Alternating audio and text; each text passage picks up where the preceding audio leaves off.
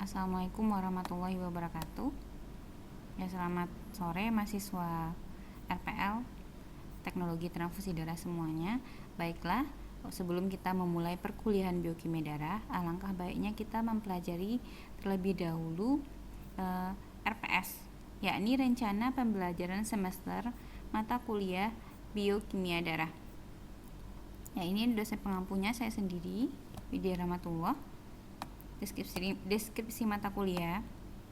Biokimia merupakan ilmu dasar dalam bidang teknologi transfusi darah ya.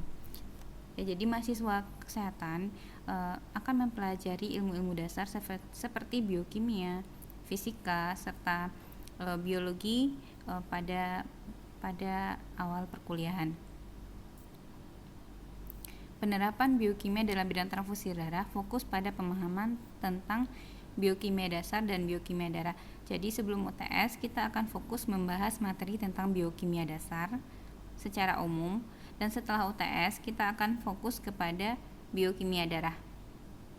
Materi yang kita bahas yang akan kita pelajari selama 1 semester antara lain peranan air, ikatan kimia, sel, enzim, serta metabolisme senyawa penting bagi tubuh seperti lipid, karbohidrat, protein, beserta peranan, fungsi,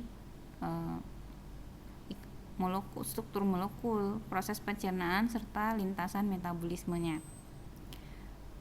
Setelah UTS, kita akan membahas biokimia, fokus kepada biokimia darah. Materi yang diajarkan antara lain, yang dibahas antara lain fisikokimia darah, sifat fisika dan kimia darah, sel-sel darah, morfologi eritrosit, hemoglobin, peran Fe dalam hemoglobin, albumin, serum, jenis-jenis leukosit, trombosit, dan faktor pembekuan darah, hemostatis, proses pengendalian pendarahan, serta plasma dan serum. Untuk lebih jelasnya, saya akan menjelaskan metrik rencana pembelajaran semester kita. Nah, untuk pertemuan yang pertama dan kedua pada hari ini, kita akan membahas tentang rencana pembelajaran semester dan kontrak perkuliahan, serta pengenalan mata kuliah biokimia darah. Apa itu pengertian dari biokimia darah itu, sejarah, bagaimana sejarahnya, perkembangannya, serta yang dimaksud dengan bioenergetika.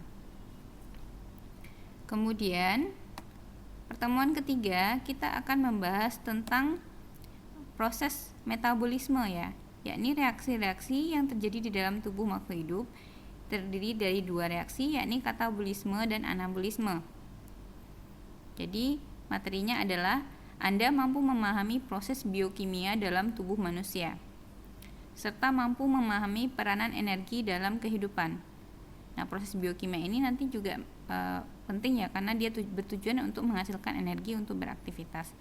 Jadi kita akan membahas nantinya dari mana sumber energi berasal, apa itu ATP, karena energi dalam tubuh di dalam sel disimpan dalam bentuk adenin trifosfat, serta bagaimana mensintesa ATP ini melalui beberapa proses ya yang akan kita pelajari, antara lain nanti ada proses glikolisis, dekarboksilasi oksidatif, siklus Krebs, dan transfer elektron. Lanjut di pertemuan keempat,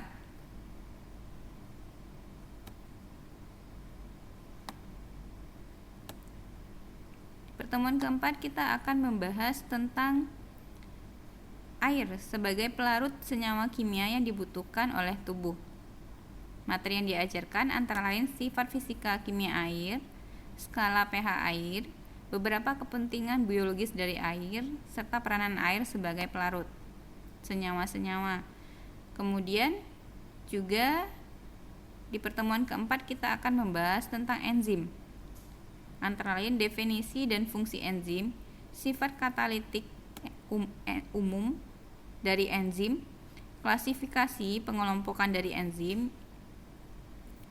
Ada beberapa pengelompokan dari enzim ya, ada liase, ligase, hidrolase, isomerase, dan enzim-enzim lainnya. Bagian-bagian dari enzim itu nanti ada enzim yang tersusun atas protein, apoenzim, dan gugus enzim yang tersusun dari senyawa non-protein. Nah, itu kita kenal dengan istilah koenzim. Selanjutnya ada kinetika enzim, inhibisi enzim, senyawa yang menghambat kerja enzim, faktor-faktor yang mempengaruhi kerja enzim. Itu ada beberapa faktor termasuk suhu, pH, dan teori cara kerja enzim. Nanti teori kerja enzim ini ada dua ya, ada look and key dan induced fight atau kecocokan yang terinduksi. Selanjutnya pada pertemuan kelima kita akan membahas tentang protein ya, metabolisme protein. Materi yang diajarkan antara lain komponen penyusun protein, fungsinya, sifat dan fungsi asam amino. Peranan protein pada membran sel itu sangat berperan sekali dalam mengatur keluar masuknya senyawa ya. Kemudian protein sebagai penyusun hemoglobin ya, karena protein sangat berperan sekali dalam menyusun hemoglobin dan fibrinogen juga, serta protein akan penyebab penyakit sickle cell anemia yang melibatkan protein. Karena penyakit kelainan darah sickle cell anemia di mana sel darah merah penderita berbentuk seperti bulan sabit itu disebabkan karena adanya kesalahan pada proses sintesa protein. Nanti kita akan pelajari pada pertemuan kelima. Nanti juga ada materinya lintasan metabolisme asam amino serta proses pencernaan protein. Pada pertemuan ke-6 kita akan fokus membahas tentang metabolisme karbohidrat,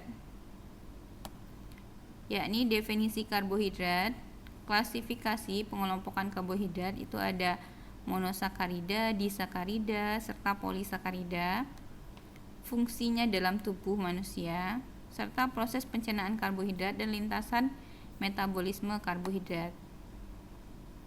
Ya, bagaimana proses karbohidrat sehingga bisa menghasilkan energi di dalam tubuh manusia, itu nanti kita akan pelajari pada pertemuan ke-6 ini. Lanjut, pertemuan ke-7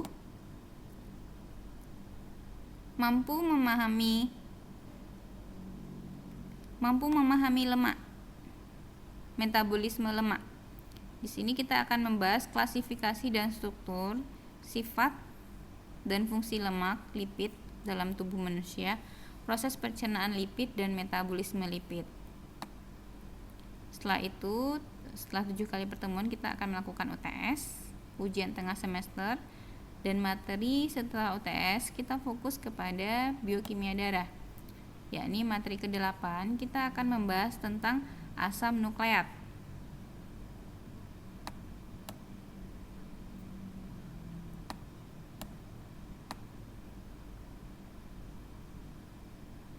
Kita akan fokus membahas tentang asam nukleat, yakni sejarah penemuan asam nukleat, jenis dan struktur asam nukleat. Itu ada fosfat, gula pentosa, dan basa nitrogen. Jenis basa-basa nitrogen itu ada basa purin dan pirimidin, struktur DNA dan RNA, serta perbedaan kedua asam nukleat ini nanti kita akan pelajari, serta deteksi asam nukleat menggunakan PCR, polymerase chain reaction. Kemudian pada pertemuan ke-9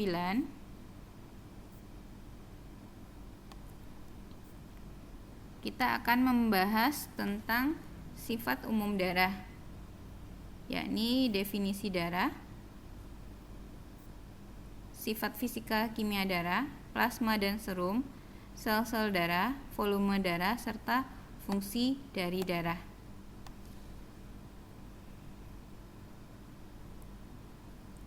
Kemudian pada pertemuan ke-10 mampu memahami sel darah merah. Materi yang diajarkan antara lain morfologi dan karakteristik eritrosit, bagaimana sifat-sifat dan bentuk morfologi dari eritrosit.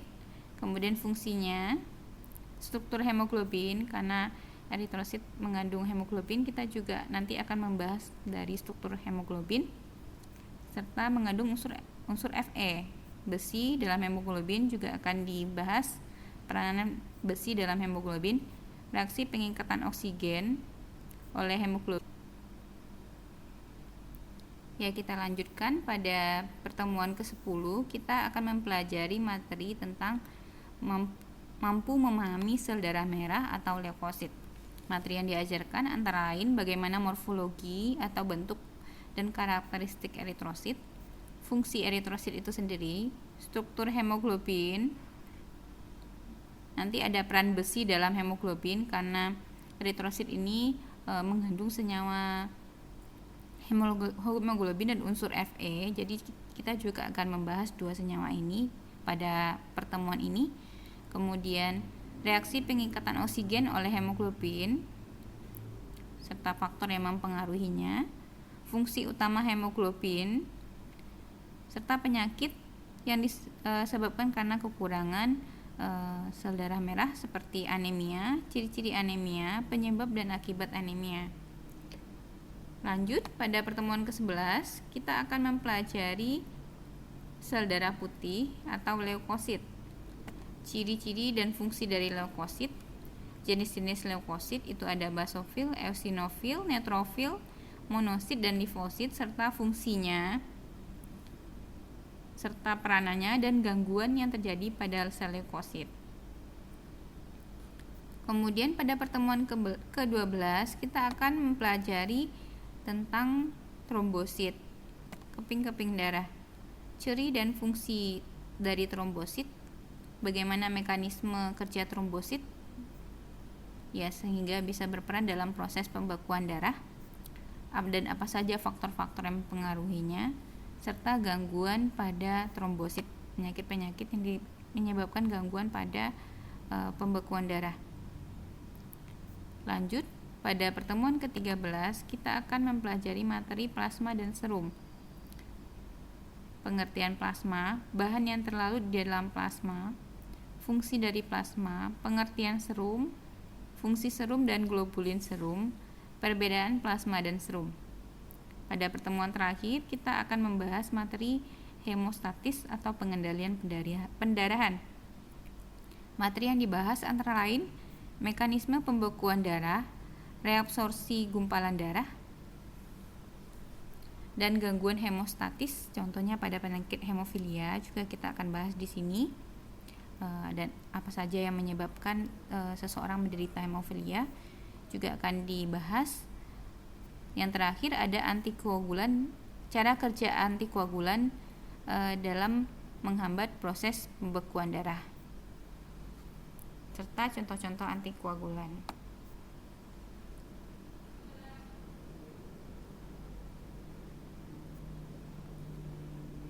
Untuk sumber bacaan, Bapak Ibu bisa